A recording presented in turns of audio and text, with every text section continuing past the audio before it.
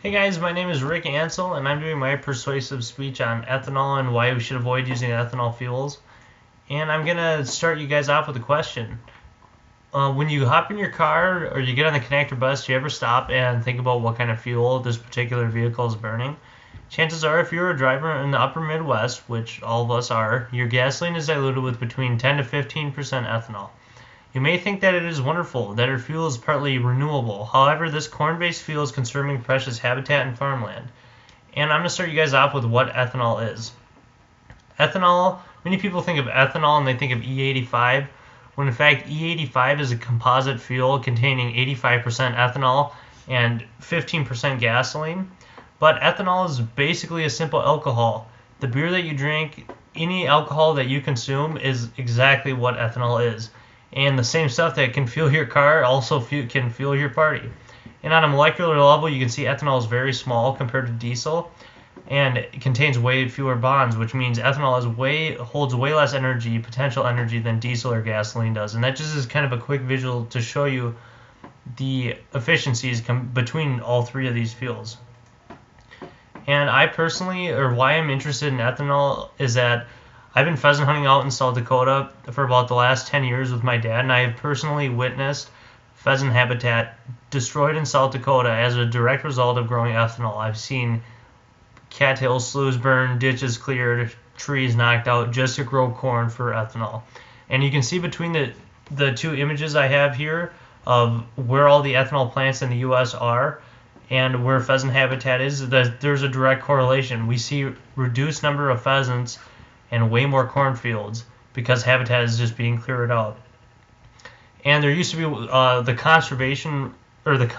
conservation reserve program was the government pays farmers money to grow just natural habitat, and that price has been falling since ethanol corn is paying farmers way more money per acre than CRP.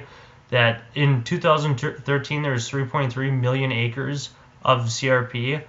And in 2014, that number dropped to 1.7 million acres. And we can see that direct correlation between how much habitat is being destroyed compared to how much corn is being grown. And with grain prices on the rise in recent years as a result of an increase in demand for ethanol, farmers are transforming every available square foot of their land into grain production, specifically corn production. And according to a Forbes article, 40% of U.S. corn goes directly to ethanol production. And ethanol corn is taken away from CRP, like I mentioned earlier, and is resulting in much of our pesticide and fertilizer use.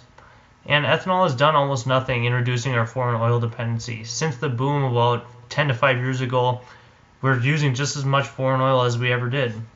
We got to remember that ethanol is 27% less efficient than gasoline. And unfortunately, as consumers, there's very little that we can do to influence governmental decision on agriculture. However, by educating ourselves, we can avoid flex fuel and cars like this that are fueled from ethanol, and then we should just stick to normal gasoline until other alternatives are available.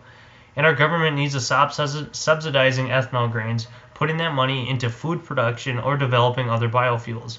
We need to focus on developing other biofuels big time. We need to go into the research and finding other ways to turn other materials into biofuels that are more sustainable. And a big part of this is that farmers just need to be cautious not to abuse the land. They got to know they should leave some habitat for wildlife, and that should be some kind of requirement for them to do. But just picture a world where the prairie is studded with production factories, and that there's a total extinction of aquatic life on the prairies and all the way down to the Gulf of Mexico, and skies that are cloudy and dark, just like China's that are full of smog. And although this sounds like a grim reality, our fate is mostly set in stone unless we can do something about this. And what we can do as consumers is embrace fuel alternatives of today until more sustainably sourced ethanol is available. We can become more educated on alternative fuels as well as conventional gasoline or diesel so you can make an informed decision for the time being. And just take the bus, walk, or bike when possible, and just drive less. And through understanding how grain ethanol affects all of us, as well as the other industries it impacts, we gain a better understanding of why green ethanol is not the answer to our fuel shortages. By looking to other alternatives, we need to figure out what types of fuels we can use until more sustainable ethanol has been developed. Thanks.